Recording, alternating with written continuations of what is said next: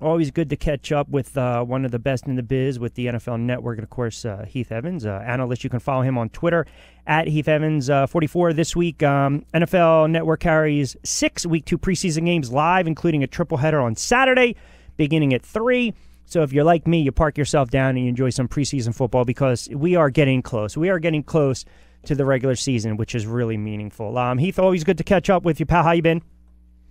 Oh, busy. The preseason.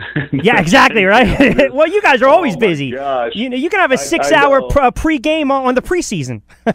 Oh, my goodness. I mean, listen, Saturday and Sunday was like I felt like I was on air for 10 hours. It was crazy. So, but it's fun. I'm glad football's back. Yeah, no doubt about it. All right, listen, let's do a little housekeeping with a couple things and get the Cowboys and Elliott situation out of the way first and foremost. I have no issue with the suspension. I've actually said this a while back. Listen, at the end of the day, I think no matter what, if a player is found guilty of domestic abuse or domestic violence, they should be suspended for a year. I know you're a former player. I know you might think differently. I'll get your thoughts on that in a moment. But I'm curious also to get your thoughts offensively. If he's out for 6 games, how does this really impact the Dallas Cowboys offense those first 6 of the season? I mean, I would go back to 2 years ago when Tony went down. Like, this team struggled to win a game. Last year, there was this perfect rhythm and balance between what Dak could do and then what Zeke brought to the table with this offensive line, and then how it balanced out this defense. Like, most people knock the Dallas defense. The Dallas defense was a top 5 scoring defense. Were they that good? No, they were that balanced with a stud of an offense. But that being said, this offense still wasn't all that spectacular. It produced a lot of glory moments. It produced a lot of plays that we get enamored with, but in the sense of, man, having to hunker down and beat good defenses and make money throws on money downs versus, playoff defenses, that's not what this team was, They pretty much could run the ball on anybody. And we'll just, we'll see throughout the course of the year how talented Zeke is. I mean, DeMarco Murray, a couple of years ago with the 3/4 of this offensive line destroyed the NFL. And so we'll see what McFadden and the old Redskins running back, Albert Morris, drawing a blank, Morris can bring to the table.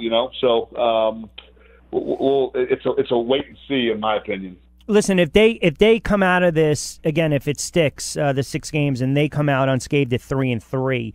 That's their best case scenario because they've got a tough stretch to open up the season. I'm curious, though. Let me get your thoughts on this as a player, being part of the NFL and the Shield for a long time.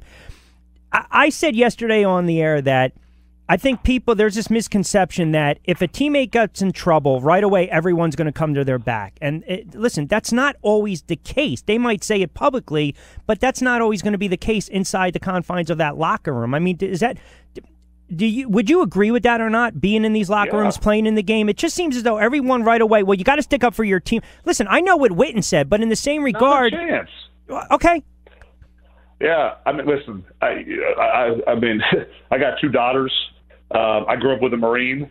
I don't know if you know much about Marines, but Marines. I'm very familiar with Marines. Yeah, you're taught to be a bully to a bully. Yep. Anybody that can't defend themselves, you go take the fight on for them. Right. And so, listen, I think Jason handled it perfectly. You could sense the frustration of him even having to answer the question based on his own family history.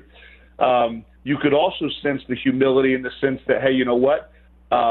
Just because I believe he's made a mistake doesn't mean I'm going to turn my back on him, but it doesn't mean that I'm going to support him. And I took, in Jason's comment, listen, if Zeke wants my help, I'm here. Yep. And I've extended a helping hand. It's up to him now to make the tough choices, decisions, and he'll ultimately suffer the consequences from whether those are wise choices and decisions or whether they're foolish choices and decisions. You know what? It's a fair point. That's a great point you bring up. When it comes to the NFL in this situation, at the end of the day, it's unfortunate because they're not looking out for the best interest of Elliott or the Cowboys or the alleged victim. They're looking out for the best interest of themselves to protect the Shield and continue to make money. Do you think eventually, though, they have to turn around and say, we got to rip this up when it comes to player conduct, the policy with domestic violence, and if you get charged once, and we know you don't have to be charged with the NFL to get suspended, but if you do, right, you're suspended for a year. If you do it a second time, you're kicked out of the league. I don't know what your stance is on that. you ever put a hand on a woman in listen, and here's where I said, I don't care what the other cases said. Like, so I don't know what the Columbus police have. I don't care what Zeke said. I honestly, and this is going to sound callous, because it wasn't brought to court, I can't really care what the woman said because I don't know who's lying. That's right. But I saw Zeke on tape grab another woman's blouse and pull it down. I saw him put his hands on a woman that he wasn't asked to, wasn't his girlfriend, whatever else. If that was my daughter, Zeke and I would have had a misunderstanding, and I probably would have ended up in jail or something else. But the truth is, there's a fine line, and honestly, it's not all that thin. You just don't touch women.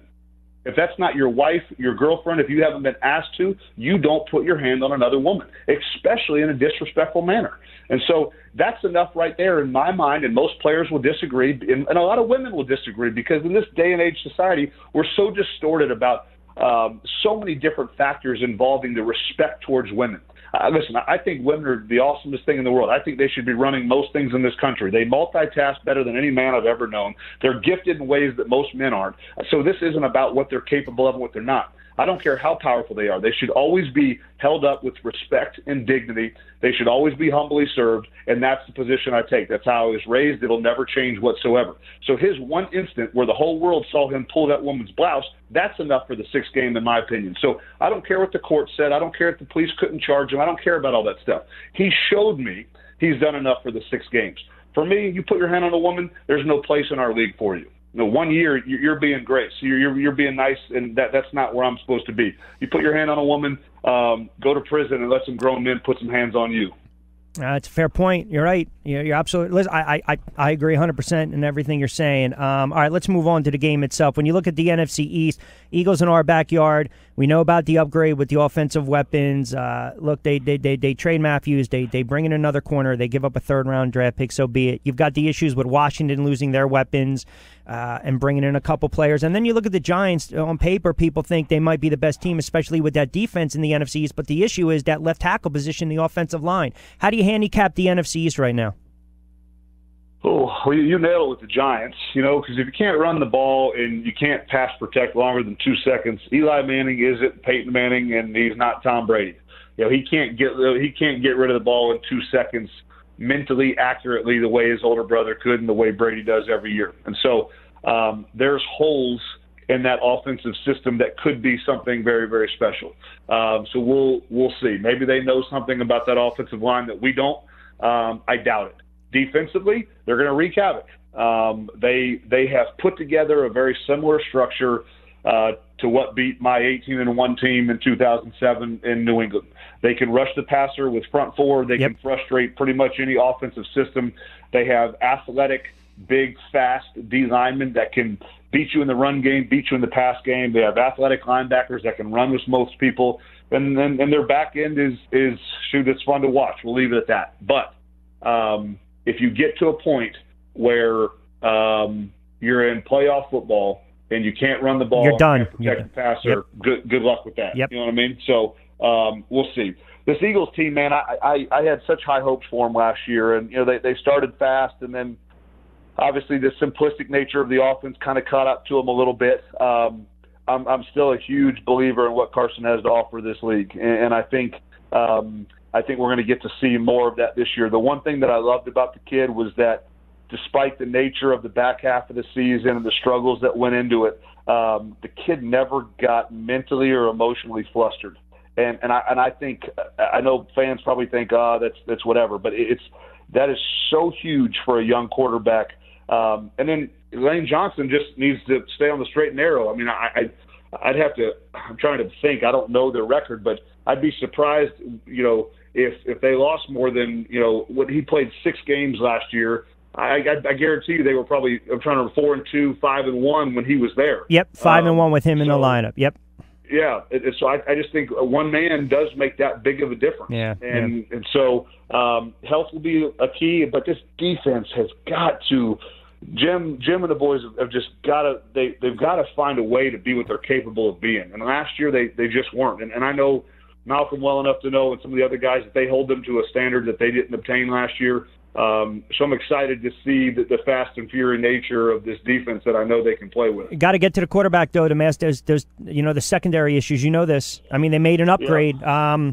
We know the issues with Washington. I am curious, though, and I know I got you for a couple more minutes. I'm curious, though. I started the monologue top of the hour just talking about some of the sleeper teams, and we'll go with your Patriots for a moment because we know the Patriots, the way they're built. We know in the AFC they're going to be there. I think a team like the Raiders, again, if Carr doesn't get hurt, they're in store for a deep run. Like, I'm high on the Raiders. I don't know what your thoughts overall about the AFC West with Denver and their issues with the quarterback. And then it seems as though if Alex Smith, if he sneezes the wrong way, they're getting ready to throw. I just get the sense all of a sudden and he's a good quarterback. He's a serviceable quarterback. But, you make that move for Mahomes, it just seems like they're waiting for him to take the reins over. Well, it's definitely that's another 20-minute conversation. Yeah, all these, you look at Patrick and Mahomes and Kaiser. All these guys had great Trubisky, week ones, but it's what week one of the preseason is now is a joke in a lot of ways. So you can't really grade much off that. But I mean, listen, you mentioned the Raiders. I think the Raiders have a lot of potential. But if you look at the substance of that offense, like that offense hasn't been a great offense, and people get enamored with splash plays and a beautiful young quarterback's arm and everything else. But truth is that offense is, they're since Carr's been there, they're 2-16 versus playoff teams.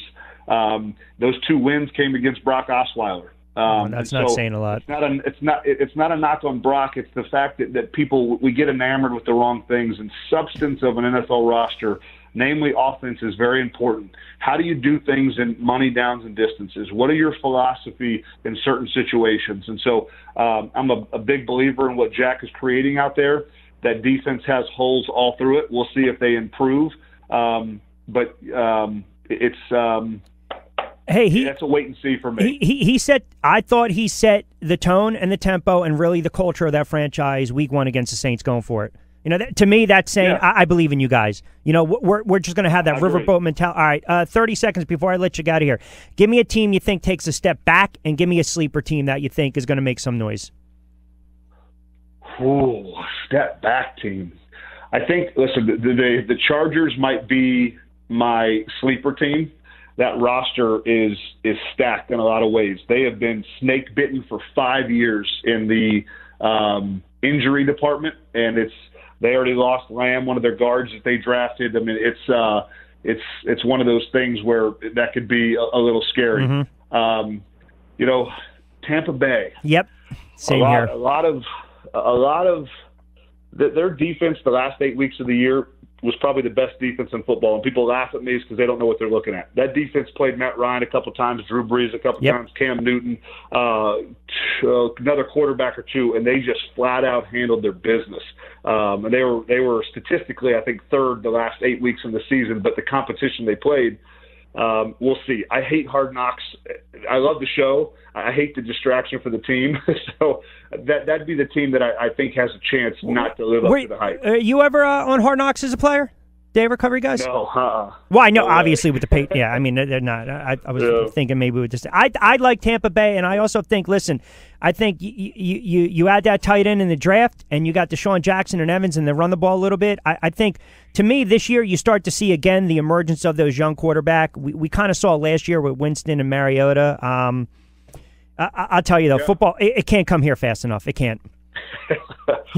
Week one is going to be a lot of fun. But we get you guys for the triple header preseason on the NFL Network, so that's all that matters right now. all day. Hey, Heath, I appreciate it as always, pal. Good to talk to you. I know we'll talk during the season, and keep doing the good work with the NFL Network, pal. Appreciate a couple moments. All right, buddy. Thanks for having me. All right, my pleasure. You got it. Heath Evans again, NFL Network analyst. You can follow him on Twitter at Heath Evans 44. NFL Network carries 6. Not 1, not 2, not 3, 6 Week 2 preseason games, including a triple header on Saturday beginning